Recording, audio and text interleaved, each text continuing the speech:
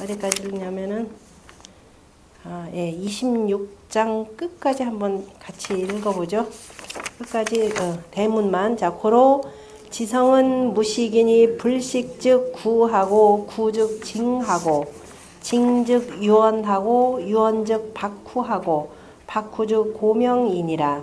박후는 소위 재물야요, 고명은 소위 부물야요, 덮을 부자, 유구는 소위 성물야니라. 그 다음에 5절. 박후는 배제하고 고명은 배천하고 유구는 무강이니라. 여차자는 불견이 장하며 부동이 변하며 무위 성이니라. 천지지 도는 가이러니 진냐니 기 위물이 불이라 즉 기 생물을 불축이니라. 천지지 도는 방야 후야 고야 명야 유야 구야니라. 여기까지인가요? 26절 아니다. 더 많은데 일단 여기 8절까지 하고 설명드리고 그 다음 넘어가겠습니다. 자, 그러므로 지성은 무식이라. 앞에서 지성에 대해서 뭐라고 성에 대해서 성은 자성이라 라고 했죠. 스스로 이룬다 라고 했고, 도는 자도야라 했고, 그 다음에 성은 물지 종식이라 그랬죠. 물건을 마치고 새로 시작하는 것이니 불성이면, 다시 말해서 정성이 없으면 뭐라고 했냐면 무물이다. 물건도 없다. 이렇게 표현했습니다. 그렇기 때문에 만물에 두루두루하는 만물의 종시에 해당되기 때문에 지극한 정성, 다시 말해서 그 정성을 다하는 것은 곧 그것이 바로 뭐다? 정성을 다하는 것, 종시가 되고, 하늘의 도라고 하는 것은 마치면 곧 다시 시작하는 거죠. 그래서 지극한 정성, 그 다음에 정성을 다하는 것은 쉼이 없다라고 해서 무식 이렇게 표현했습니다. 그래서 식개념, 자, 없다. 거기에 대해서 주자가 기무허가하니 이렇게 되죠. 헛되고 거짓이 없으니 자무간단이라. 저절로, 그죠? 스스로가 사이하거나 끊어짐이 없다 이렇게 표현했네요. 그래서 쉼이 없으면 당연히 쉬지 않는다라고 하는 것은 곧 그것이 오래 하는 것이고, 오래도록 뭔가 하면은 분명히 거기에 징조가 나타나는 거죠. 처음에는 잘 나타나지 않지만은 오래도록 하면은 나타난다 그랬습니다. 앞에서 그 내용 나왔었죠.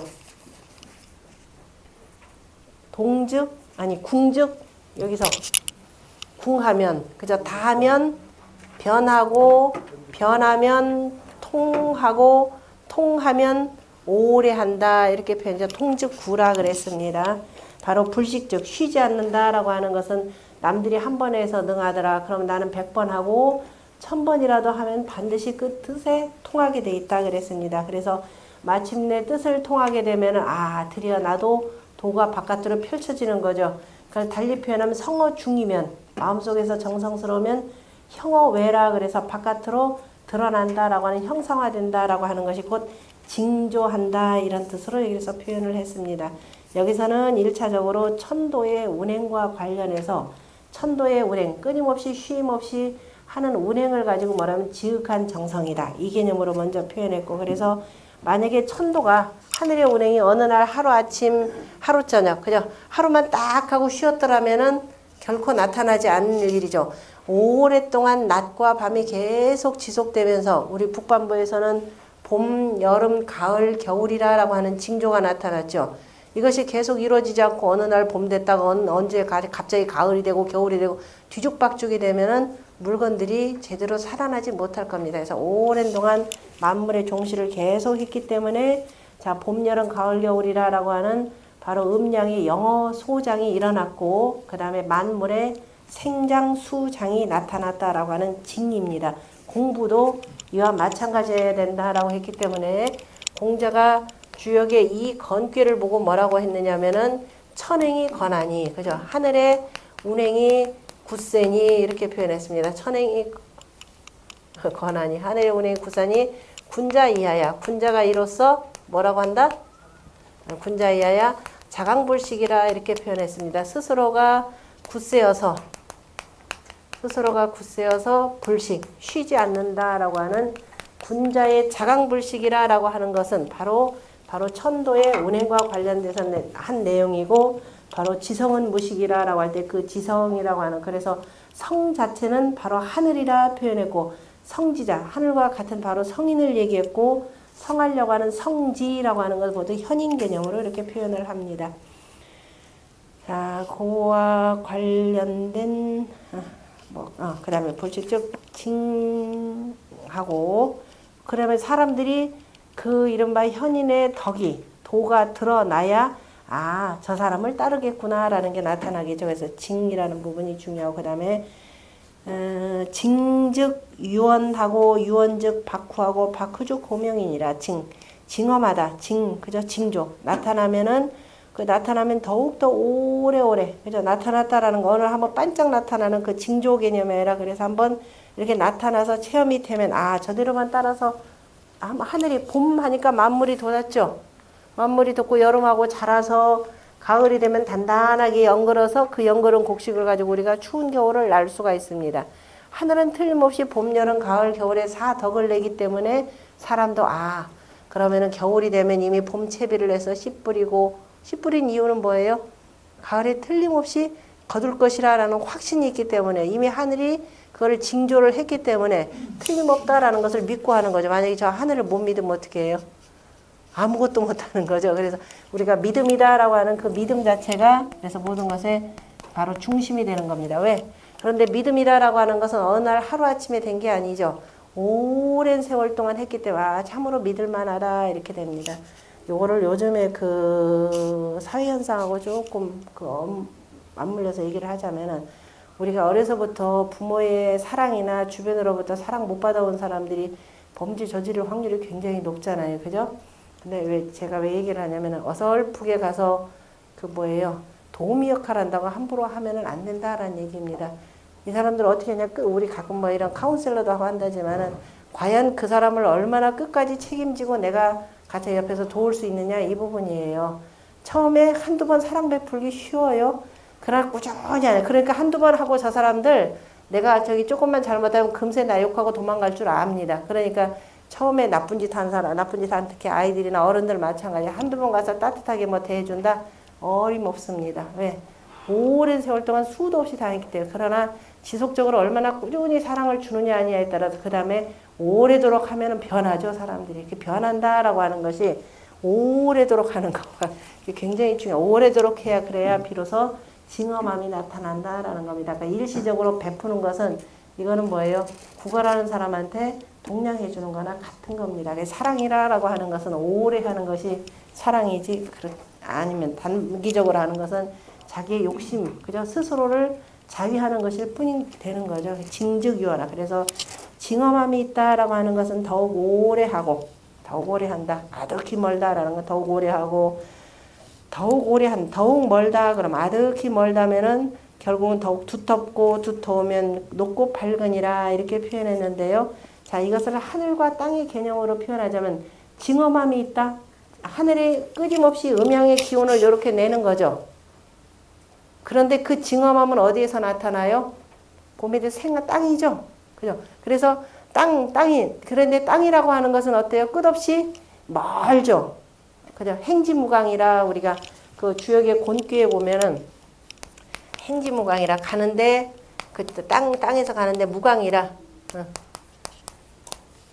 이때는 경계강자입니다. 끝이 없다라고 하는 무강 개념으로 이렇게 표현해요. 그래서 더욱 멀고 더욱 멀다라고 하는 것은 그 다음에 넓고 두텁다라고 하는 건데 아주 멀리까지 이런 것들이 행해지나 땅이라고 하는 것은 멀리까지 갈 수 있다라고 하는 것은 얇으면 안 되죠. 그래서 두텁고 그 다음에 자체가 땅이 굉장히 넓어야 된다라는 개념에서 박후라고 표현했고요. 땅이 이 모든 것들을 다 실을 수 있는 것은 땅은 넓고 두텁기 때문이죠. 우리가 땅괴에 대해서 공자가 뭐냐면 곤후재물 이렇게 표현했습니다. 땅이라고 하는 것은 두터워서 그 다음에 만물을 실을 수 있다라고 하는 곤후재물 관계로 이렇게 표현했죠. 그래서 두텁고 그 다음에 아주 넓기 때문에 두텁고 넓다라고 하는 것은 두텁고 넓은 땅에 다시 만물을 다 기를 수 있는 것은 저 위에서 높고 높은 하늘이 밝게 비추기 때문이다라는 뜻입니다. 결국은 하늘과 땅은 이치상으로 서로 같다라는 거죠. 천지하고 나서 하늘과 땅이 서로가 둘이 같이 의견을 같이 맞이하여야, 그래서 하늘과 땅이 서로가, 자, 하늘은 저 높지만은, 여기서 보면 땅으로 보면 저 높지만 하늘이 높다고 교만하게 저기 가만히 있는 게 아니죠. 하늘의 음양의 기운이 땅으로 이렇게 베풀어집니다. 음양의 기운을 베풀어 주는데 땅이 좁다. 받을 수가 없죠. 아무것도 낼 수가 없죠. 그래서 끊임없이 넓고 두텁기 때문에 양기운을 땅 속에다 가득 채워 갖고 있다가 아무 때나 내는 것이 아니라 때가 되면 이렇게 내는 겁니다. 그래서 땅이다라고 하는 거, 하늘이다라고 하는 것은 곧 땅이다라고 하는 것은 하늘과 그 덕이 같다, 이 개념으로 표현하는 거죠. 그래서 하늘처럼 땅처럼 하려고 하는 것, 그것이 바로 성인이 되는 거죠. 이것을 우리가 천지인 삼재의 개념으로 표현하는 겁니다. 저 얘기하려고 지금 이렇게 해서 하늘 들고 땅 들고 하면서 하늘은 고명하고 땅은 박후하다 개념으로 이렇게 표현한 거죠. 그러니까 박후하고 고명이 되기까지는 여러 가지 징조, 징험함이 있기 때문에 이렇게 표현한 것이 되고요. 그래서 이제 그 말들을 어렵게 저렇게 표현해놓고 그 다음에 뭐라고 표현했냐. 박후는 개념 정리했죠. 넓고 두텁다는 것은 소위 재물야요. 이것이 바로 물건을 실는 바이고 바로 땅을 표현하는 거죠. 곤덕을 표현하는 겁니다. 고뇌덕을 표현하는 것이 되고, 그 다음에 고명은 높고 박다라는 것은, 높고 박다는 소위 부물야요. 물건을 다 덮는다, 이렇게 표현합니다. 그래서 하늘은 만물을 덮고라고 하는 천부라고 표현하죠. 천부요. 땅은 만물을 다 실른다라고 하는 천부지재라고 하는 개념이 성립됩니다. 그러면 성인의 도라고 하는 것은 하늘처럼 다 만물을 덮고 땅처럼 만물을 다 실어야 되니까 그걸 뭐라고 표현하냐면 포용이라라고 이렇게 표현하는 거죠. 만물을 다 이렇게 포용해서 그 다음에 뭐예요? 다 보존하는 거. 용보민이라고 이렇게 표현을 합니다. 이것을 우리가 주역에 보면 이제 지택님께 개념에서 이렇게 표현하는데, 지택님께가 있고 땅, 그죠? 저 위에 땅의 덕이 은택을 베푸는 개념이 되고, 또 하나는 뭐냐면 우리 앞에서 나왔던 천자문 시간에 배웠던 내용이 있죠. 임심리박하고 그 다음에 수쿵원청이라고 해서 임심리박이 임자, 그 다음에 천택리께 리라고 하는 개념이 이렇게 되는 겁니다.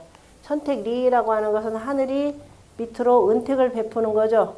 그 다음에 그 땅에 은택이 두루두루 다 이제 넓게 펴진 건데, 이게 이름하여서 박후에 해당되고 이것이 바로 고명에 해당된다라고도 이렇게 볼 수가 있는데요.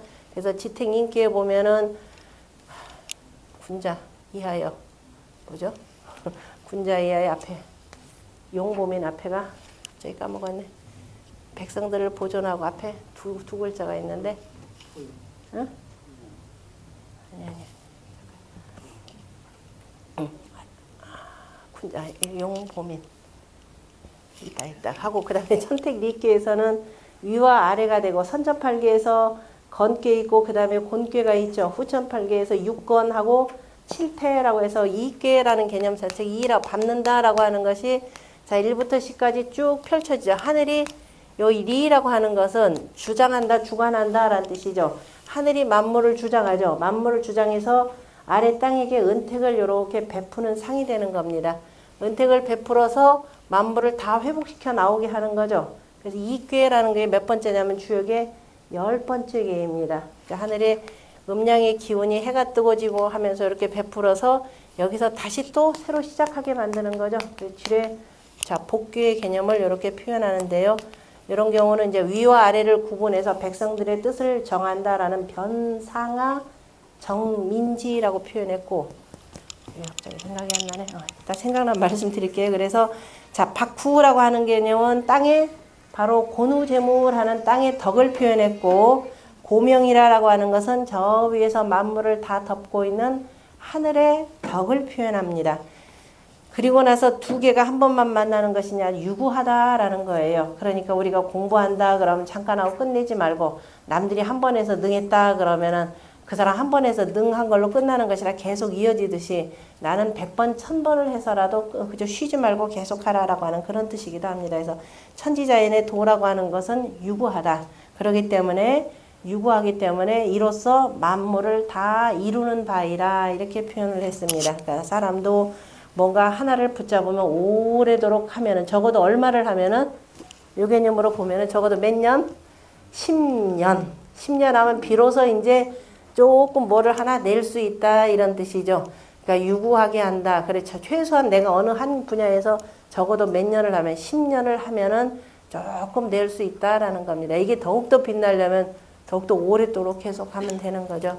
우리는 이 공부를 언제까지 한다? 죽을 때나 되면은 손을 놓는 거면 그때나 그만둔다 이렇게 표현했죠. 제 얘기가 아니라 증자님 말씀이죠. 돌아가실 때 하신 말씀이죠. 뭐라 그랬나요? 선비는 불가히 홍이라 가히 크고 굳세게 하지 아니할 수 없으니 라고 해서 임중이 도원이라 맡은 바 책무는 무겁고 길은 머니라. 그래서 언제나 그만둔다? 죽어서나 그만둘 뿐이라 이렇게 표현했습니다. 그래서 끝까지 오래도록 하라라는 말씀이고요. 그 다음에 다시 한번 또 설명합니다. 그래도 또 못 알아들을까봐 더 쉬운 말로 박후는 배지하고, 그죠? 박후하다라고 하는 것은 땅과 짝하고, 고명은 배천하고, 하늘과 짝하고, 유구하다라고 하는 것은 무강이라 끊임없다, 끝이 없다라고 표현했습니다. 아까 그 주역에서는 행지무강이라라고 해서 땅에 대만 표현했지만 실은 하늘과 땅이, 그죠? 끝이 없어야 이렇게 그 계속할 수가 있기 때문에 바로 하늘과 땅을 이렇게 표현을 했고, 그 다음에 다시 또 뭐라고 했느냐? 여차자는 불견이 장하며 보이지 않아도 나타나지 아니해도, 원래 불견하면 보지 않아도, 원래 불견이라고 읽지 않고 뭐라고 읽어야 돼요? 불현이라고 읽어야 되겠죠? 나타나지 아니해 불현이 장하며, 그 보이지 않아도 빛나며, 부동이 변하며, 움직이지 아니하여도 변하며, 무의성이니라. 하늘, 땅, 하는 일 보이던가요? 아무것도 안 보이는데 어느 날 봄이 되니까 파릇파릇 뭐가 나오죠. 여름이 되니까 무성하게 자라면서 보이지 않았던 또 꽃도 피고 또 열매도 맺고 이러더라라는 겁니다. 그러니까 우리가 보이지는 않는데 분명히 드러나 보이는 것이 있고, 그 다음에 움직이는 게 보이던가요? 땅이 움직이던가요? 하늘도 지진 나는 것만 느끼죠. 아주 심하게 움직이는 거. 분명히, 자, 우리 원래 지금 실은 뭐냐, 부동의 변이라고 하는 건데, 원래 그 땅이라고 하는 것도 계속 움직이죠. 지구 대륙이라 하는 것도 끊임없이 땅이 움직이고 움직이면서 계속, 지금도 땅은 움직입니다. 우리가 못 느끼니까. 하늘이라는 건 뭐 두말할 나위 없이 움직이는데, 어쨌든 움직이지 않는 가운데 가만히 땅은, 그래서 우리가 볼 때는 움직이지 않는다 그래서 천원지방 그러죠. 하늘은 둥글고라고 하는 것은 해와 달이 뜨고 지고 하니까, 해와 달이 뜨고 지고 하는 것을 어떻게 표현하냐면, 아, 지구는 그런가 보다. 우리 땅은 여기 있고 해가 뜨고 지고 하면서 이렇게 되는가 보다. 그래서 우리도 이렇게 돼 있으니까 아마 지구의 모양, 그러니까 우주의 모양이 이렇게 돼 있는가 보다. 이게 말해서 주비설입니다. 그 다음에 아니다. 뭔가 밑을 반쯤은 밑으로 들어가 있고 그래서 이런 형태로 이렇게 이루어진 거다. 이게 뭐 혼천설에 해당되는데요. 예나 제나 이거 가지고 요즘 영원한 숙제입니다. 이 우주와 관련해서는. 대체로 이제 오늘날 확립된 게 이런 계란 노른자 형태로 이렇게 보기는 하는데, 하늘은 그래서 둥글다라고 표현했고, 땅은 전혀 움직이지 않고 그대로 받는다 그래서 천원지방형으로 이렇게 표현하는 거죠. 근데 움직이지 않는 것 같은데 끊임없이 봄, 여름, 가을, 겨울에 옷 입는 색깔들이 다 다르죠. 그래서 초록색 가을에는 마침내 누렇게 떠가지고 뚝뚝 떨어지고, 그래서 얼핏 보니까 아무것도 하는 일이 없는 것 같은데 이루어지더라라는 무의성입니다. 자, 이제 이 무의성이라고 하는 건, 무의라고 하는 개념은 육아하고 도가 개념은 큰 차이예요. 자연이라고 하는 것은 실은 아무것도 하는 일이 없죠. 이번에 여행 갔던 곳 중에 하나가 그 종남산, 우리가 그 유학으로 표현하자면은 주나라의 수도, 옛날에 호경 땅, 그 다음에 호경 땅, 풍땅이 되는 거죠. 호경 땅, 주나라의 수도에 우리식으로 표현하면 남산에 해당되는 것이 앞산이 되는 거죠. 남산에 해당되는 것이 걔네들 종남산인데요. 우리나라 도가에 신선 노름하는 사람들이 열심히 다니는 곳이기도 합니다. 일부 세력들이 다니는 곳인데 종남산에 뭐가 발달되냐면 이른바 도가가 좀 발달돼 있어요. 아마 주나라 멸하고 이후에 춘추 전국시대 맞으면 어지러워지는 속에서 아마 이렇게 변했던 것 같은데 거기에 이제 노구대라라고 하는 곳이 있는데 그쪽에 옛날에 그 노자의 도덕경을 지었던 곳이라고 이제 전해지는 곳인데 그 서안시가 워낙 돈이 많다 보니까 여기다 어마어마한 도가의 궁궐을 세웠습니다. 도가의 궁궐은 유학하고는 다르게 거기 도가는 결국은 우화등선이죠. 사람이 아니 죽어서가 아니라 실은 죽어서인데 이른바 신선이 된다라는 경우인데 죽어서가 아니라 사람이 오랫동안 돌을 닦으면 신선이 된다라고 하는 개념이 뭔지를 제가 도덕경으로 장자를 뭐라고도 하죠? 장자의 책 이름을 신선이 되는 게 뭔지를 제가 우리 다 신선되고 왔습니다. 가신 분들. 그걸 남화경이라 그러죠? 남화경이라 이렇게 표현하는데 그게 결국 화산을 표현해요. 우리가 갔는데 그 산이 화산이라는 게 실은 서악인데 그 서악에 여기까지 올라가는데 뭘 타면 케이블카를 타고 올라갔어요. 날이 일단 흐리기도 했고 운무가 가득 끼어가지고 운해적 그야말로 구름바다가 돼가지고 아무것도 안 보입니다. 근데 딱 해서 올라갔더니 쨍 하고 햇빛 나면서 능선 저 멀리에서 능선들 보이는 거 여러분들 혹시 사진 속에 보면은 밑에는 완전히 운에다 산봉우리만 이렇게 나타났죠. 여기에서 구름 위에 정담이 이게 가능한 데입니다. 그러니까 우리가 여기서 얘기하면 구름 위에 신선들의 구름 위에 정담이 되는 거예요. 그러니까 주로 도가들이 많이 올라갔던 산이기도 합니다. 사람들이 이렇게 쭉 올라갔던 산들이 있는데 어쨌든 종남산 그쪽에 도가의 궁전을 만들고 도가는 사람 사는 세계예요. 그야말로 사람이 아닌 하늘의 세상인가요? 사람이 아닌 하늘의 세상이죠. 그러니까 이 사람들이 그건 아니까 도가의 궁전을 어떻게 보면 전부 다 북향으로 만들었습니다. 보통 사람 혹시라도 나중에 이쪽 지역에 가서 보실 일이 있으면은 확실하게 북향이라는 걸 걔네들이 앞에다가 이런저런 사령신 있죠? 사령신 만들고 12띠 만들고 그 다음에 28수 이런 순으로 해서 쭉 해가지고 마지막에 이제 저 옥황상제에 있는 그 궁궐로 들어가게 만들었는데 그게 전부 다 어떻게 되냐면 이쪽을 기본적으로 북쪽으로 삼아놨어요. 그러니까 우리가 북쪽에서 저쪽 남쪽으로 가서 보는 방식으로 이렇게 구성이 되어 있는데 거기 가기 전에 다른 그 옆에 옛날 좀 된 궁궐에 뭐라고 되어 있냐면은 이제 유가하고 법가하고 도가하고 짝 차이예요. 앞에서 공부하신 분들은 그 도가에서는 뭐예요?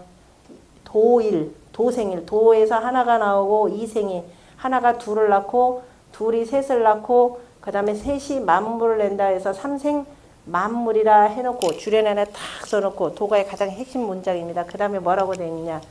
사람은 무엇을 본받고? 인법지예요. 얘네들은 땅을 본받고 이게 이제 도가예요. 그 다음에 땅은 뭐를 본받고? 땅은 하늘을 본받고 그 다음에 하늘은 도를 본받고 이렇게 돼요. 그 다음에 도는 자연을 본받는다 이렇게 되어 있습니다. 바로 이 얘기죠. 자연이라고 하는 것은 사람이 그냥 여기까지 이렇게 줄연 두 글자예요. 두 줄이에요. 아까 얘기했던 도생일부터 시작해서 여기까지 딱 써놓고 그리고 나서부터 여기서부터 도가의 시작이죠. 자연이라고 하는 것은 뭐예요? 결국은 굳이 인간이 자기적으로 함이 없다 해서 무위라고 표현했죠. 위라 이렇게 표현했어요. 위라고 하는 건 인간이 손과 밑에 발을 이용해서 미칠 급이죠. 인위적으로라. 그래서 인위적이다라고 하는 것은 거짓이다, 허위다라는 개념으로도 쓰잖아요. 그죠? 인위 또는 이걸 뭐냐면 자기적이다 이런 경우죠. 그러니까 자연이라고 하는 것은 사람이 아무리 애를 써도 되는 것이 없다라는. 그러니까 도가에서 무의라고 하는 것은 무의 자연 개념입니다. 유학에서 얘기하는 무의라고 하는 것은 뭐라 그랬나요? 논어에도 공자님 말씀이 나옵니다. 자, 순임금이 섭정을 하시고 그 다음에 요임금이 돌아가시고 난 뒤에 각 부처별로 적재적소에 그죠? 적재적소에 적절한 인물들을 다 배치하고 났더니 뭐라고 됐나요? 무의히 천하라라는 말을 했습니다. 분명히 아무것도 하지 않았는데 그 다음에 무의치, 무의치라 하지 않아 다스려졌다 이 얘기입니다. 이 무의치라고 하는 것은 도가가 얘기하는 무의 개념하고 달라. 이미 전제가 뭐냐면은 사전에 그죠?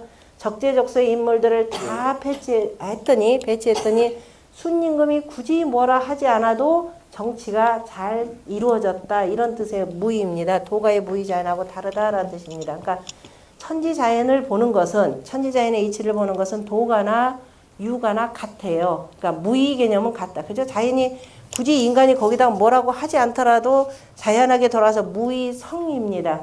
그러면 성인이 바로 무의성을 하려면은 바로 뭐냐? 천지자연처럼 똑같아져야 된다라는 뜻입니다. 그거는 뭐냐? 성인이 그만한 천지자연과 같은 그 덕을 내가 바로 체득을 해야 우리가 뭐예요? 굳이 뭐라고 하지 않아도 그것이 드러난다. 그 천자문에서 아까 잘 표현했던데 뭐라고 했던가요? 천자문에 그 내용 나왔죠. 군자지 도는 뭐 사란사양하고 여송지성이라 하고 천류불식하고 연징취형이라 이렇게 나오잖아요.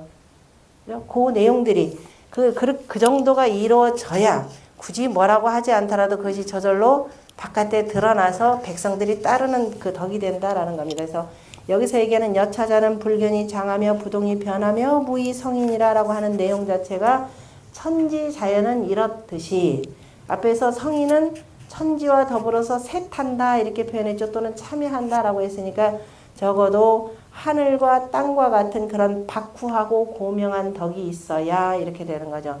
자, 사람도 하늘을 닮아서 뭐가 돼야 된다? 원만해야 된다 그랬죠. 땅을 닮아서 뭐가 돼야 된다? 방정해야 된다 이렇게 표현했습니다. 그 정도가 되기 위해서 기백지 기천지의 노력을 하라 이 소리입니다.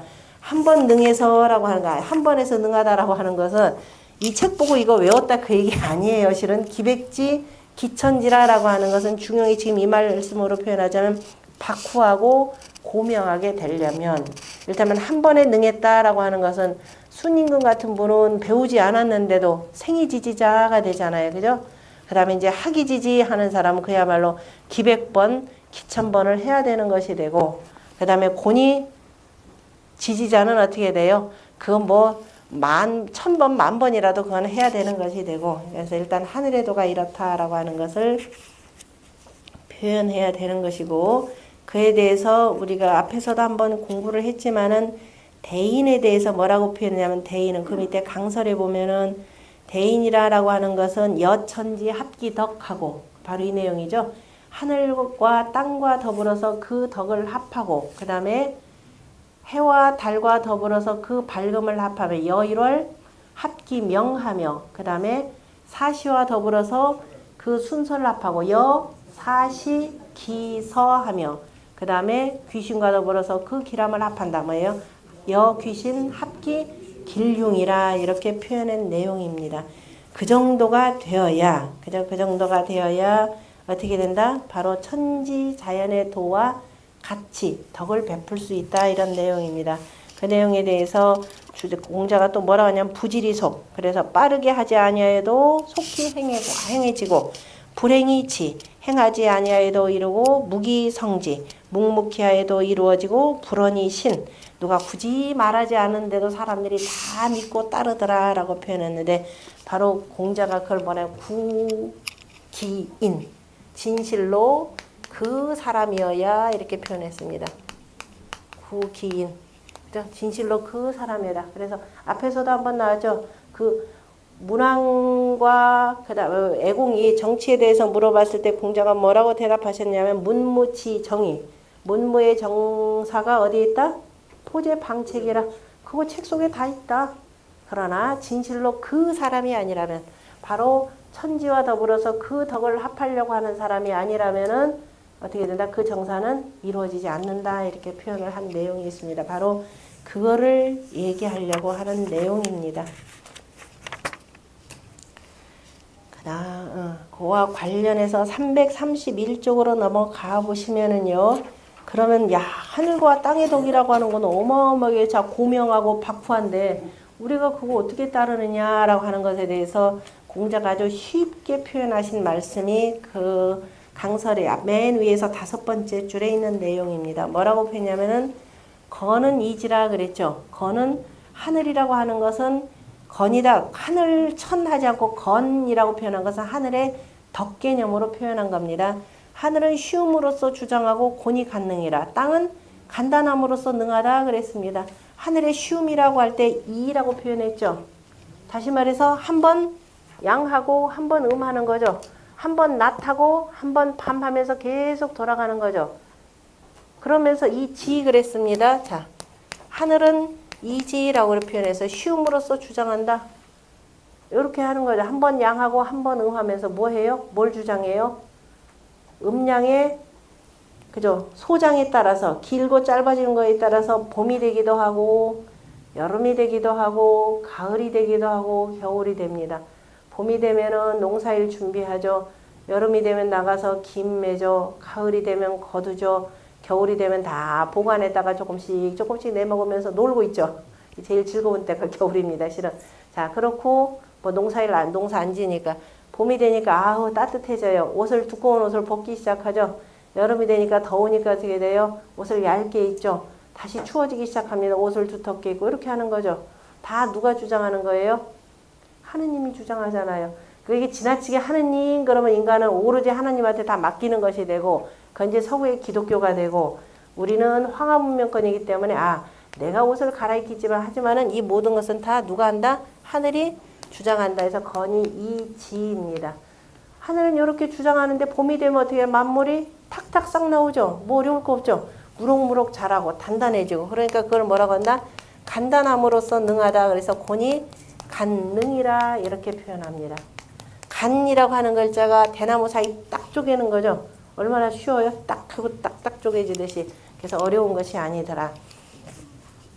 그래서 여자가 시집갈 때 앞에서 나왔던 거 대학에서 여보적자라라는 말 벌거숭이를 보호하듯이 누가 꼭 시집간 아기 키우는 것을 미리 익히고 배우거나 애 낳는 거 그죠? 미리 연습하고 익히고 나서 가서 애 낳고 기르는 게 아니잖아요. 그죠? 뭐만 있으면 정성만 있으면 잘 키우는 거죠. 근데 요즘엔 정성도 제대로 없는가 왜 잘 못 키워요. 다들 애도 잘 못 낳고. 그래서 여보적자라라고 하는 표현이 기가 막힌 정성이 그만한 것이 없죠. 정성만 있으면 누구나 다 할 수 있다라고 하는 것. 곤이 간능이니 이지요. 곤이 간능. 그 다음에 쉬우니까 이즉 이지라. 그죠? 이건 하늘이죠. 쉬우니까 쉽게 주장하고 간즉 이종이라. 쉬우니까 자 이렇게 되면 사람들이 따라서 할 수가 있는 거죠. 쉽게 따르고 이지즉 유친이요. 쉽게 주장하면은 이를테면 학자들이 굉장히 어렵게 얘기합니다. 막해서 토론하는 사람들이 나와서 어려운 말로 하면 들어요. 그 몇 사람 외에는 안 들어요. 그냥 그러니까 쉽게 주장하면 이게 이제 여기서 조금 더 나가면 그래서 프로파간다 선전선동이 얼마나 중요한지 이것도 진보들은 여기에 또 목매이죠. 진보들이 이렇게 선전선동하는 걸 탁월합니다. 왜? 쉽게 주장할 줄 알아야 돼요. 그죠? 자, 거기까지는 나가지 말고 쉽게 주장하니까 사람들이 와 하고 쉽게 친해지는 거고 이종즉 쉽게 따른다. 누구나 다 할 수 있다. 그러면 가서 나도 공을 세울 수 있는 거죠. 그래서 유공이라 표현했고 그 다음에 친하면은 또 오래 할 수 있고 공이 있으면 가히 그저 더욱더 그 공을 크게 할 수 있는 것이 되고 그 오래 하게 하는 것이 바로 뭐다? 아까 이제 프로파간다 그런 개념이 아니라 바로 현인의 덕이요. 그 다음에 가히 크게 한다라고 하는 현인의 업이다. 이렇게 해서 현인의 덕업을 표현합니다. 그래서 현인이라고 하는 것은 곧 성인일 수도 있고 자 위정자로서의 훌륭한 사람을 가리키는 겁니다. 그래서 위정자의 훌륭한 사람들의 덕과 업이라고 하는 것은 자 오래도록 하면서 그 공을 크게 하는 것. 그래서 백성들이 자연스럽게 따라올 수 있게 하는 것이 바로 현인의 덕업에 해당되는 것이죠. 그래서 이간이 천하질이 득이니 쉽고 간단한 것이면서 간단하여야 천하의 이치가 얻어지니 천하의 이치라고 하는 것은 득이 성호 기중의니라. 천하의 이치가 얻어져서 어디에서 베풀어진다? 그 위를 그 가운데에서 바로 자리를 이룬다라고 하는 중앙토의 개념으로 설명을 했습니다. 다시 넘어가서 26 그래서 6절 내용이 무의성이다라고 하는 것. 도가의 개념. 일단 천지자에는 도가나 유가나 여기까지는 같아요. 같다라는 걸 전제해 두고 보고요. 그 다음에 7절에 뭐라고 하냐면 천지지 도는 가 이러니 진냐니. 천지의 도는 가히 한마디로 하여서 다 할 수 있으니 그 한마디가 뭘까요? 정성성자의 성이죠. 지성에 해당되는 지성의 성입니다. 그러니까 이게 어떤 여보적절하라고 하는 것도 바로 정성성의 성이니까 그래서 가히 한마디로 다 할 수 있으니 이룰성자 그래도 요걸 잘 표현한 정성성자의 성을 최고로 잘 써먹은 종교가 뭐라 그랬어요? 제일 잘 써먹은 종교 창세기 제1장 뭐라 그랬어요? 빛이 있으라 했더니 빛이 있더라. 기가 막힌 표현이죠. 그죠? 이게 정성성이죠. 말했더니 그러니까 이루어졌더라. 그랬더니 보시기에 좋았더라. 창세기 모르시는 분들 다시 한번 가서 보세요. 기가 막힌 이 정성성을 아주 쉽게 잘 풀이한 말들입니다. 천지자연이 생겨나는 이치를 이렇게 쭉 7일로 이렇게 표현했죠. 7일간으로 해서 마지막에 이제 사람을 만들어낸, 마지막에 쉬는 날이었나요? 쉬는 날까지 해서 아주 잘 풀어낸 내용입니다. 기 위물이 불이라 즉 기 생물을 불칙이니라 그 물건됨이 이때 그 물건됨이라고 하는 그 물건이라고 하는 것은 역시 정성성의 성이라고 하는 겁니다. 정성성의 성이라고 하는 것은 바로 둘이 아니라 오직 하나라. 앞에서 얘기했던 가 이러니 진야 개념이나 같은 말로 표현했습니다.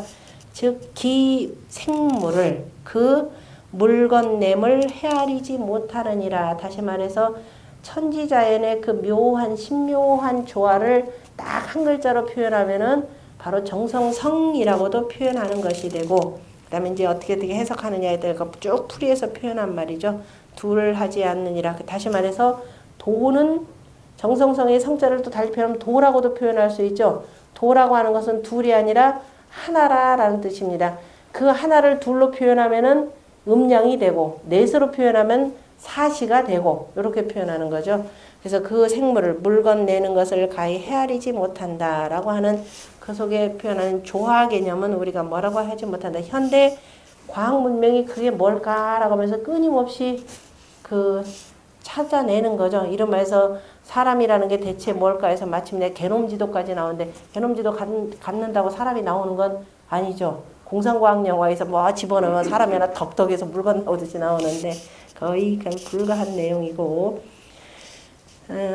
그 불이에 대해서는 어쨌든 그 주자나 그 다음에 한나라 때의 학자들이나 다 같은 개념으로 설명합니다. 불무이라고 하는 것들은 불이라고 하는 게 다 정성성의 성이라는 개념으로 설명을 했고요. 그 다음에 천지지 도는 천지의 도라고 하는 것은 넓고 박야 후야 고야 명야 유야 구야라 이렇게 해서 그죠? 박후 고명 유 구 개념으로 표현했죠. 뒤에다 야 그것은 결정사 야자죠. 정말 이렇다.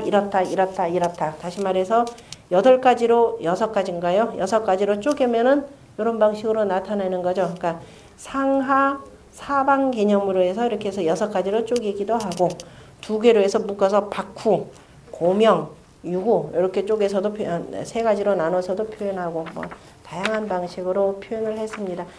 이 말이 참 지성이라는 말을 표현하기 위해서 그러니까 천지자연의 도라기에 무엇인가라는 것을 아주 쉽게 표현한 말이에요. 아주 쉽게 표현한 말인데 사람들은 이거 좀 무지무지 어렵게 얘기하고 있습니다. 그냥 있는 그대로 보시면 돼요. 천지자연을.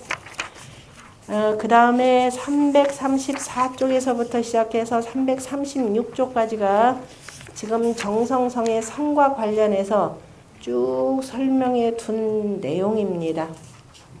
집에 가셔서 이거 한 번씩은 읽어보시나요? 이거 자꾸 읽으셔야 그 실력이 부쩍부쩍 느는데 왜 다 웃으세요? 읽으세요? 안 읽으세요? 예? 읽습니다.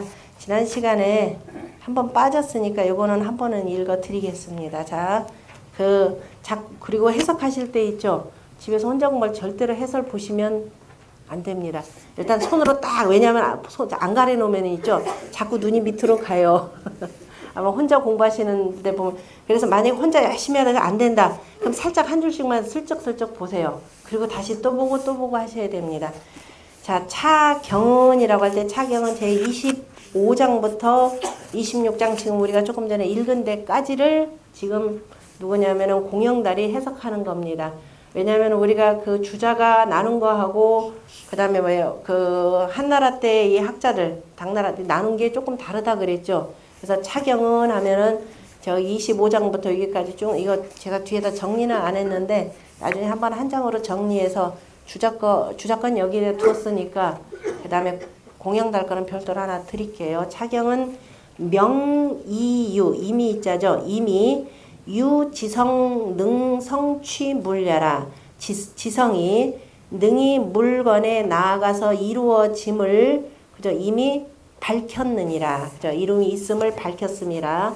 성자는 자성야이 도자도야. 자는이라고 하는 것은 바로 그 다음에 있는 이 문장을 그대로 여기다 설명한 겁니다. 이 성자는 그저 성이라고 하는 건 스스로 이루고 도는 스스로 도이라라고 하는 이 문장은 말했다. 뭘 말했느냐? 인능유 지성지 덕이면 사람이 능히 지성한 덕이 있으면 즉 자성 성기신이라 스스로가 그 몸에 나아가 이룹니다. 그러므로 운 성자 자성야요. 그래서 정성이라고 하는 것은 스스로 이룬다. 다시 말해서 성자 자성야는 뭐다? 자 성취기신이라 이런 뜻이죠. 그 다음에 약유인 도예즉 만약에 사람이 도와 예가 있다면 도와 예가 뭐예요? 이런 경우 이제 해석이 탁탁 돼요. 도와 예. 갑자기 이렇게 하는 도와 예가 있다면 능이 뭐예요? 능한 자는 앞에는 성자 그랬고 뒤에는 능자 개념으로 설명했습니다. 능자는 도달아 이라. 그죠? 몸에 도가 이른다 이렇게 표현했죠. 밑에 도달이라고 했는데 도가 이른다 이렇게 하세요. 도예. 공자님 하신 말씀이죠. 자, 사람은 뭐 해야 된다? 지어 도. 군자는 지어 도하고 그 다음에 거덕하고 덕에 거처하고 의어 인하고 그 다음에 마지막이 뭐예요? 유어 예 이렇게 표현했잖아요. 그럼 중간에 다 줄이고 뭐 하라는 소리 도예 이렇게 표현했습니다. 이게 서로 통해야 돼요. 안 그러면은 이상한 말이 돼버리죠. 자, 기본적으로 뭐 해야 된다? 도의 뜻을 두고 이거죠. 도의 뜻을 두고 그 다음에 어디에 거처한다? 운거한다 라고 할 때 덕이고 덕에 거처하고 덕에 운거하고 그 다음에 어디에 의지한다? 이의어 인이라 그랬죠? 의어 인하고 그 다음에 놀아야 되죠? 잘 놀아야 됩니다. 어디서 놀아야 잘 논다? 예에서 놀아야 잘 노는 게 됩니다. 이게 육예라고 하는 것은 예약사어 서수입니다. 항상 군자는 도의 뜻을 두고 놀 때도 잘 놀아야 되죠. 마지막은 노는 거죠. 그래서 지지자는 뭐보다 뭐만 지 못하고 호지자, 불려호지자요. 좋아하는 것은 뭐만 갖지 못하고 불려 낙지자 그랬잖아요. 낙도 뭐 하는 거예요? 노는 거죠. 원래 음악학자잖아요. 그죠? 풍류학자죠. 풍류하고 하면서 왜 하기시수증 불력 열호와 유붕이 자원 방래하니 불력 낙화라고 할 때 낙자가 뭐예요? 논다는 소리잖아요. 그죠? 즐거워하는 게 뭐예요? 노는 것만큼 즐거운 게 어디 있어요? 그런데 아무 데서나 놓으면 잘못하고 황음으로 빠지고 그래서 예에서 놀아라 이렇게 표현했습니다. 요거 다 가운데 줄인 것이 바로 거기에 나오는 도예예요. 이것까지 다 읽어야 그 다음 문장에 나가는 겁니다. 그래서 사람이 도와 예가 있다면 다시 말해서 의역을 해야 되겠죠. 도의 뜻을 두고 예에서 논다면 이렇게 되겠죠. 능히 그러니까 노는 것도 어디서 놀아? 예에서 놀아야 된다 이 소리가 되겠죠. 도의 뜻을 두고 예에서 놀게 되면 능히 능한 자는 그죠? 능한 자는 그 몸에 도가 이름이라. 그러므로 운 도는 스스로 돌아 이렇게 표현한 거죠. 도는 스스로 돌아라고 한 것이라. 그 다음에 또 그 다음 문장도 설명하면 성자는 물지 종시오 불성이면 무물이라 라고 한 내용이죠. 바로 이 내용은 뭐냐? 인유지성즉 능력 만물이 종시니 사람이라는 것이 사람이 지성이 있으면 능히 만물과 더불어서 종시가 되니 맞출 줄 알고 시작할 줄 알더라 라는 겁니다. 그래서 만약에 무지성적 지성이 없다면 불능성기 무려 능히 그 물건을 이룰 수가 없고 그 다음에 약 대인 무지성즉 만약에 대인이 지성이 없다면 불능 생만물이요. 그래서 만물을 능히 생하지 못하고. 이런 문제제기 할 만하죠. 아니 선생님 대인이라면 당연히 생만물해야 하는데 무슨 말씀입니까? 이건 개념이 다르지 않습니까? 라고 이렇게 물어볼 수도 있겠죠. 대인 소인 나누니까. 이럴 때 이런 경우는 그럼 이제 대인과 소인을 어떻게 표현하느냐? 관직에 앉아서 높은 자리에 앉아 있는 사람을 대인 개념으로 표현하죠. 그래서 그 표현하고 그 다음에 낮은 자리다 그러면 소인 이렇게도 표현합니다. 원래 그 높은 자리에 있으면서 그러한 덕을 펼치는 사람만이 뭐라 그래요? 원칙은 대인이라 이렇게 표현하는 거죠. 어쨌든 대인이 아무리 그가 대인이라 하더라도 처음엔 대인까지 됐지만 그러나 지성, 그저 지극한 정성이 없으면 능히 만물을 내지 못하고 소인이면서 지성이 소인은 당연히 지성이 없겠죠. 그러니까 이런 경우는 이제 이게 공영달이나 이쪽의 해석이 조금 미진하다. 이게 그죠? 이렇게 보시면 되겠네요. 그리고 지성이 없다면 불능 성기물이라 능히 그 물건을 이룰 수가 없느니라. 물건이라라고 하는 것은 단순히 물건이라 사다 그랬는데 사물을 통칭해서 표현하는 것이 되겠죠. 소인 무성즉 불능 성산이라. 소인이 정성이 없으면은 그래서 능히 물건을 이룰 수가 없느니라. 이거는 정성이 없으면 보다도 소인은 정성이 없으니 곧 물건을 이룰 수 없다. 이렇게 표현하는 게 오히려 낫겠죠. 뭐뭐라면이라는 것보다도 소인은 정성이 없기에 그러므로 이 물건을 이루지 못한다. 이렇게 해야 되는데 그래서 이제 자꾸 문장을 보다 보면 옛날 학자들이 이런 부분에 대해서 좀 미진하게 해석을 했구나까지를 우리가 이렇게 쭉 짚어낼 수가 있습니다. 이런 식으로 해서 계속 공부를 해나가셔야 돼요. 그래야 이게 사람들이 주자가 최고라는데 주자가 뭐가 최고인지 또 비교도 해야 되고 이런 해석에 대해서는 누가 좀 더 낫다 아니다 이것도 자꾸 비교를 해보시면서 동시에 뭐가 되느냐 문장 해석이 되는 거죠. 여러분들 현대 중국어라 해도 띄어쓰기 있던가요? 그리고 일반적으로 쓰는 말들이야 점점점점 찍지만 조금 더 들어가서 이른바 무슨 법조문 해석하는 거 읽어보세요. 신문도 그렇죠. 띄어쓰기 하나도 없이 그냥 쫙 붙였어요. 물론 이제 간제자 조금 훈련도 해야 되지만 이거 훈련 없으면 하기 힘들어요. 그래서 웬만한 이 중국어를 배우는 게 참 쉽지 않다. 말은 참 쉬운데 중국어는 본토박이들도 자기들 글을 읽는 게 거의 불가합니다. 그래서 공부 좀 한다 하더라도 대학까지 공부했다. 이거 읽을 줄 알아요? 정체? 못 읽어요. 하나도 못 읽습니다. 정체 옛날 고문 읽으려면 어떻게 다시 공부해야 돼요. 처음부터. 무지무지 어려워. 근데 우리는 고문 익혀놓고 그 다음에 저 간체는 있죠. 그거 마음만 먹으면은 빠르면 1주 집중하면 1주면 다 할 수 있어요. 그 다음에 조금 느려도 바로바로 할 수 있습니다. 이를테면은 어느 정도까지 되느냐. 이것도 하나 이반도 가르쳐줘야지. 쟤네들 아무리 공부해도 우리 무슨 은행 있었죠? 교통은행 있었죠?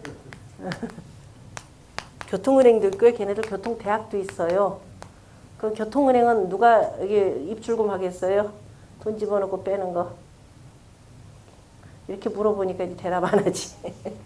교통대학은 어떤 사람들 양성할 것 같아요? 지난번에 저 다른 반에서 대답 잘하던데. 교통대학은 기관사 이런 사람 이렇게 하는 거 아닙니까? 아니면 비행기 그죠? 조종사 맞나요? 이미 공부 다 한 내용입니다.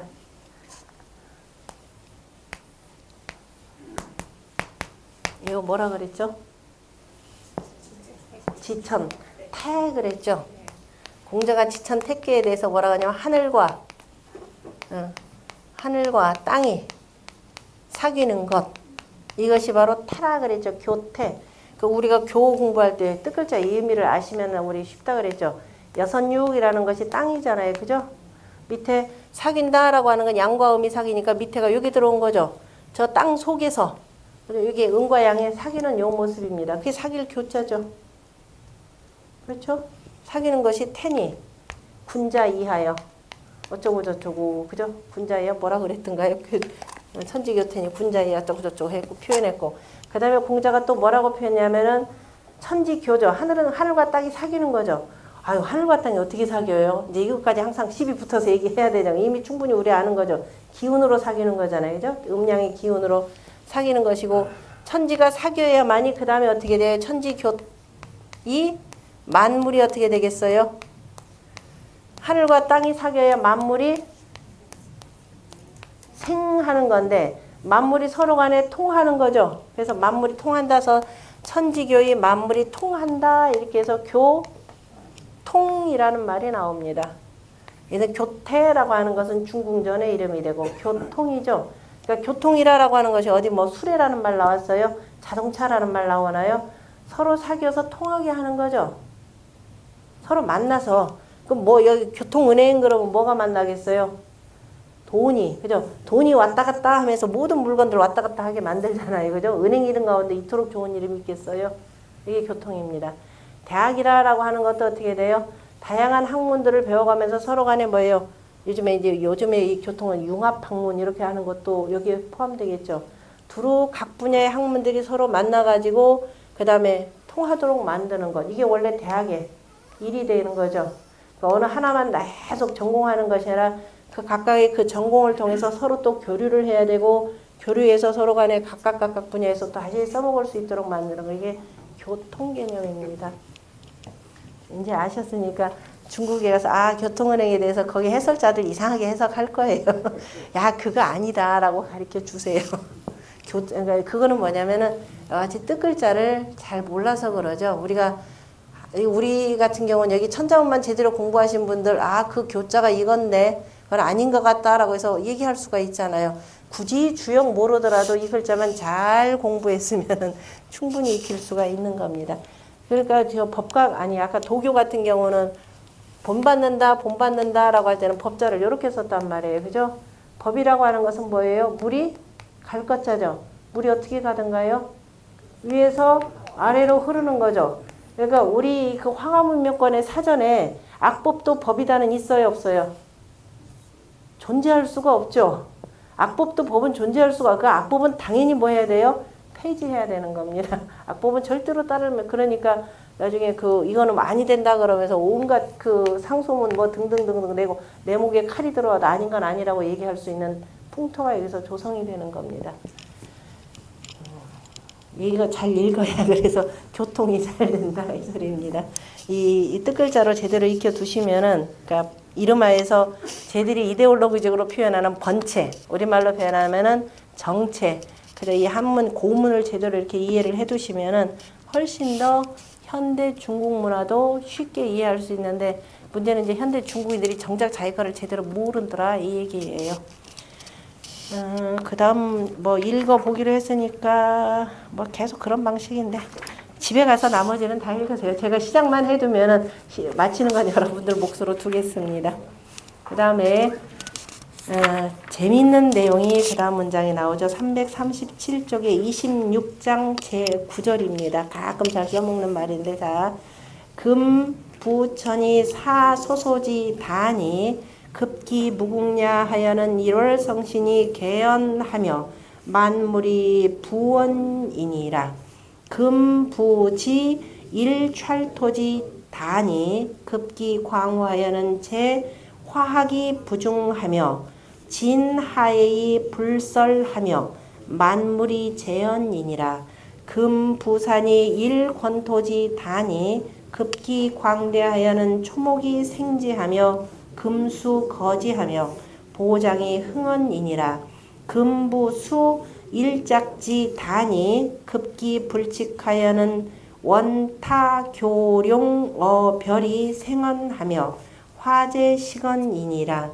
글자 어렵다고 입이 꽉 다물어져요. 밑에 얼른 쳐다보시고 하셔야지. 자, 금부천이라고 하는 건 이제 무릇 하늘이 다시 말해 지금 무릇 저 하늘을 봤더니 사소소지다 이에 지금 저 하늘에 뭐가 있느냐? 반짝반짝 소소하다라고 빛나는 거죠. 다시 말해서 반짝반짝하는 것들이 많으니 이 소리입니다. 반짝반짝하는 것들이 많으니 급기 무궁하여는 그 끝없는데 그죠? 끝이 없는데 밑이어서는 가도 가서 저리 가서 봐도 그러고 저리 가서 봐도 끝도 없죠. 그 끝이 없는 데 가서는 1월 성신이 그 다음에 개연하며 매어 있으며 1월 성신 끝이 하늘을 아무리 봐도 저기서 반짝반짝하니 저기서 그칠까? 또 저 동쪽으로 가봐요. 저 서쪽으로 가봐요. 저 북쪽으로 가봐요. 끝도 없더라. 그런데 어쨌든 거기에 뭐가 매달려 있더라? 일월성신이 매달려 있으며 그 다음에 만물이 그 부원이라 덮을 부자입니다. 복자를 읽을 때는 엎을 복자 개념으로 읽는데요. 뭐 같이 발음 쓰기도 하는데 만물이 거기에 다 덮여 있다 이 소리입니다. 뭐에 덮여 있다? 일월성신에게 덮여져 있더라. 내가 여기에 이렇게 있으니까 우리는 땅 아래 있고 우리는 위를 보는 게 저 하늘이잖아요. 그죠? 하늘이 이렇게 있으니까 이거를 만물을 다 덮었다 이런 개념입니다. 만물을 다 덮었더라. 하늘을 보고 그 다음에 이제 발 아래 또 땅을 봐야 되죠. 그래서 금부지 이제 무릇 땅이 무릇 땅을 딱 봤더니 일찰 한 줌 찰자예요. 손으로 지금 가장 최자죠. 손 한 가득 한 움큼 한 움큼 하니까 생각나는 거 뭐 없나요? 옛날에 영어 시간에 중학교 때인가 영어책에 그 체리 엄마 따라서 어떤 애가 6살짜리가 저기 가게 갔었죠. 아저씨가 아유 귀엽다 그러면서 한 줌 집어라 그랬죠. 안 집었어요. 얘. 안 집고 가만히 있었더니 아저씨가 뭐예요? 한 줌 집어서 주죠. 한 줌 집어서 줄 때는 어떻게 하던가요? 두 손을 이렇게 내밀었어. 엄마가 야 너 아까 아저씨가 가져올 때 왜 안 가졌니? 그랬더니 걔 말이 걸작이었죠. 아, 내가 집으면 겨우 요거밖에 안 되는데 아저씨가 집어주면 그래서 철자가 가장 최자잖아요. 그러니까 손 한 움큼 어쨌든 한 줌 조금이 아니라 한 움큼 집은 흙이 한 땅에 있는 저 흙들을 보니까 한 움큼 한 움큼 한 움큼 이렇게 해서 보면 그게 엄청나게 많더라 이 소리예요. 한 움큼의 땅이 그런데 가도 또 이것도 끝이 없죠. 동서남북으로. 그런데 그 넓고 두터움에 미치어서는 두터움에 이르러서는 그 넓고 얼마나 넓고 얼마나 두터운지 그 다음에 하늘은 얼마나 끝이 없는지 해와 달이 어쨌든 무수히 매달려 있고 땅이라고 하는 건 얼마나 넓고 얼마나 두터운지 화학을 싣고도 우리가 이번에 간 산이 바로 화산입니다. 오악 중국의 오악이다라고 할 때 화악인데요. 화학을 싣고도 부중 무겁게 여기지 않는다 이 소리예요. 왜 화학을 들었을까요? 왜 화학을 들었을까요? 우리가 중국의 오악 표현하죠. 우리나라 오악 개념 뭐 그 오행 개념에서 나오는 건데 오악이라고 하는 것은 어디서 나오느냐면은 우임금이 우리 서경 우공편에 나오는입니다. 우임금이 치수 사업할 때 때는 임금이 아니었죠. 신하에서죠. 여임금과 순임금이 신하였었는데 하고 나서 치수 사업을 하면서 각 지역을 쭉 그 물막이 물 터는 공사를 쭉 했습니다. 하고 나서 그 지역별로 제일 큰 산, 그 다음에 제일 큰 강 이거를 뭐냐면은 대산 대천이라고 특히 산은 진산으로 삼았던 게 있습니다. 그래서 동서남북인데 동남서북 동 뭐예요? 순임금이 처음에 이제 섭정을 해서 올라갔을 때도 제일 먼저 기주에서 출발해서 저 어디에 동쪽으로 기주는 약간 동북 쪽에 있으니까 요임금의 도읍지죠. 거기에서 이렇게 해서 그 다음에 동쪽으로 태산으로 먼저 올라갑니다. 그리고 나서 남쪽으로 형산으로 올라가시고 순수하는 거죠. 순서는 순서가 형산에 가시고 그 다음에 중학은 나중이 되고 그 다음에 서쪽인 화산으로 가시고요. 그 다음에 북쪽인 항산으로 가십니다. 태산은 또는 대산이라고도 이렇게 표현하죠. 그 다음에 가운데인 바로 이제 숭산에 해당되는데 동서남북 산을 이렇게 됩니다. 숭산을 우리가 숭자를 지금 이렇게 쓰죠. 이렇게 쓰는데 여기 산에 대해서는 숭자를 요걸 안 쓰고 고자를 씁니다. 이거는 천자문 시간에도 제가 이렇게 써놨고요. 그런데 여기서 지금 언급하는 거는 화산이에요. 왜 그럴까요? 이거는 또 왜 그럴까요? 그냥 유추 잘 하시면 돼요. 하고 많은 산, 그러니까 중국의 오악이라고 두는데 그러면은 우리가 보통 동태산을 얘기하거나 남산을 얘기하거나 중산을 얘기해야 되는데 하필이면 서산을 얘기했죠. 왜? 지금 뭐 얘기하는 거예요? 땅이라는 것은 광활하다 그랬죠. 가장 높은 산은 뭐 얘기해서 한가운데 물건 가운데 제일 크고 무겁겠죠. 제일 크고 무겁다라고 하는 얘기는 거꾸로 얘기하면 뭐예요? 달리 표현하면은 높다라는 소리죠. 제일 높은 산입니다. 2415.9인가? 2415.9m예요. 제일 높아요. 그럼 산 가운데 제일 으뜸이 되겠죠. 오악 가운데. 그죠? 으뜸. 마루가 돼야 되는데 중학이 있으니까. 근데 중학은 높이로 표현하자면은 1400 얼마밖에 안 돼요. 그러니까 이거를 종주로 삼을 수는 없죠. 그래서 마루종자를 쓴 것이 아니라 뭐다? 그냥 가운데 높은 신분이 고귀하다라고 할 때 고자는 고귀 개념이죠. 신분의 높고 낮은 우리가 고하 지위를 지위 고하를 막론하고 할 때 고자 쓰잖아요. 그죠? 신분이 높다. 중학이니까 중학은 뭐예요? 황제의 땅이 되잖아요. 그죠? 천자의 땅이니까 이거는 이제 기주하고 조금 다르긴 한데 옛날 주나라의 수도가 어쨌든 요 지역에 있는 곳입니다. 그러니까 숭산이라고 할 때 숭산은 지금 표현할 때는 어디냐면 낙양에 있는 거예요. 낙양이면은 동경이 되겠죠. 그러니까 옛날 천자가 황제가 있었던 곳이기 때문에 산의 신분으로 표현하자면 제일 높은 산. 그래서 고자를 쓰더라라는 겁니다. 여기에서 하필이면 화학이다라고 하는 것은 오학 가운데 뭐다? 최고로 높다. 이렇게 보시면 괜히 이렇게 쓴 거 아닙니다. 이거 누가 썼느냐? 공자가 하신 말씀이 되고 증정하신 말씀이죠. 이 사람들은 어디 쪽이냐면은 태산 쪽에서 사는 사람들이에요. 그럼 자기네 태산을 얘기를 들어야 되는데 우리는 태산이 높다 내 하늘 아래 메이로다. 양상은 그렇게 표현했어요. 왜? 이 사람 몇 가지 안 갔나요? 곡부까지밖에 안 갔나요? 양사은이 어디 사람이에요? 청나라 때 쪽이죠? 청나라 때 잡혀가죠? 맞나요? 세종 때 사람인가요? 양사은이? 그럼 사신으로는 뭐 당시 여기까지 가는데 낙양까지. 근데 가다가 아마 요 지역을 들리나? 곡북 연경으로 연경? 그 태산이 왜 높은가 하면 그것도 가보면 여기는 끝없는 평지죠. 태산이는 끝없는 평지 가운데 산 하나가 불쑥 있으면 어마어마하게 높습니다. 우리 설악산이 얼마라 그래요? 1900 얼마 이렇게 되죠? 1700 얼마인가요? 그럼 몇 미터부터 올라가요? 해발? 그거 따져보세요. 그거 따지면 2, 300m 더 올라갈 거예요. 해발. 그죠? 한참 올라가서 이렇게 가죠? 그러니까 우리가 볼 때는 아무리 높아도 산들 별로 안 높아요. 그런데 태산은 황하강 유역에 그쪽은 해발 그 땅 자체가 1m 아래입니다. 엄청나요. 그러니까 1400 몇 미터다. 태산이 뭐 1500 몇 미터다. 라면 거의 온전히 1500 몇 미터가 돼요.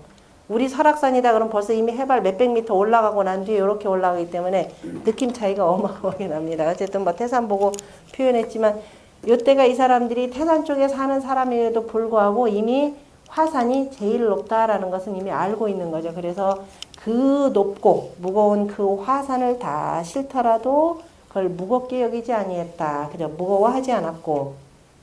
그 다음에 진하의 불설하며. 자, 하라는 건 원래 하수가 되는 거죠. 하수와 저 바닷물을 진하다 그러면 떨칠 진자인데 떨칠 진자는 이거를 막 두들겨. 진자는 원래 뭐예요? 진이. 떨칠 진자의 진. 뭐 한다는 소리예요? 진. 진이 어떻게 하는 거예요?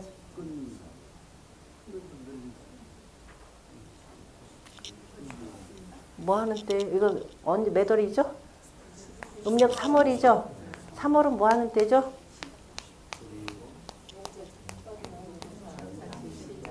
농사하는데 뭐 해요? 완전 부산 떨죠? 농기구도 해야 되고 씨도 뿌려야 되고 파종하는 거죠? 그러니까 떨친다라는 것이 떨치는 것이 뭐냐면 아주 막 그 씨 뿌리듯이 바닷물을 막 출렁출렁하게 이때는 친다 이런 뜻으로 봤네.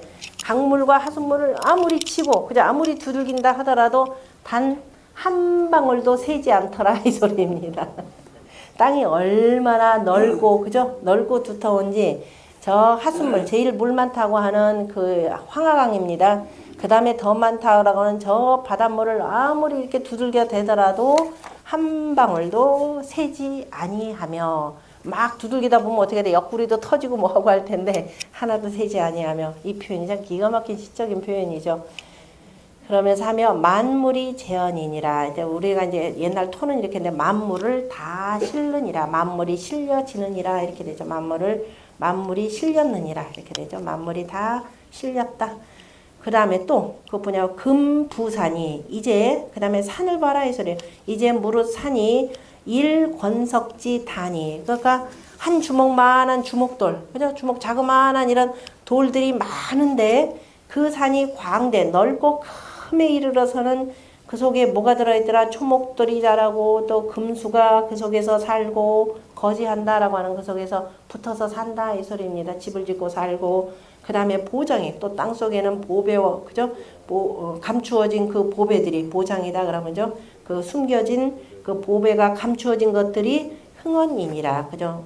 보배에 그 숨겨진 것이 흥언 일어나느니라 나오더라 이 소리입니다. 땅을 팠더니 이런 보장도 있더라. 그 다음에 또 금부수 이제 물이 일작지 단위 표주박 하나죠. 조그마한 표주박 하나로 구기작자에서 술 뜨는 그 국자입니다.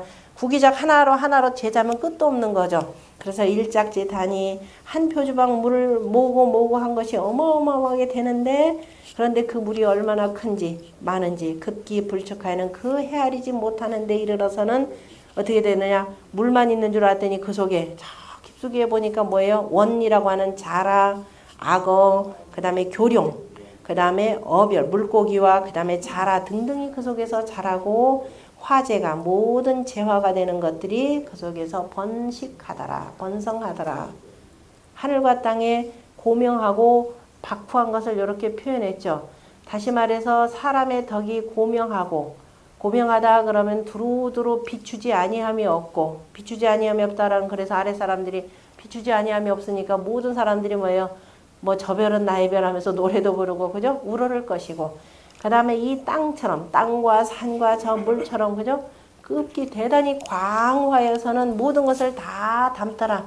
모든 백성들을 충분히 다 포용하는 이런 정치를 해야 된다라고 하는 것을 지금 얘기해 주는 겁니다. 그렇게 되면은 그 속에서 모든 만물들이 다 무성하게 번식하더라. 이것이 바로 어진정치라고 하는 인정이라고 하는 것은 곧 뭐라 그랬어요? 우리가 양민 그랬죠. 거기서 번식의 시기라고 하는 것은 결국은 이것은 바로 뭐냐면 백성들을 두루두루 기르는 정치를 해야 된다라고 하는 것을 강조하는 겁니다. 이렇게 하려면 뭐 해야 된다? 스스로가 정성스러워져야 되고 스스로가 도를 할 줄 알아야 되고 여기에 나가는 겁니다. 그래서 도는 뭐라고 되어 있어요? 수신즉 뭐라 그랬죠? 수신즉 구경대법의 첫 번째 수신즉 도가 서고라고 하는 도림 얘기했죠. 바로 요걸 강조하기 위해서 이리도 얘기하고 저리도 얘기하고 하는 내용입니다. 좀 쉬었다가 그 다음 하겠습니다.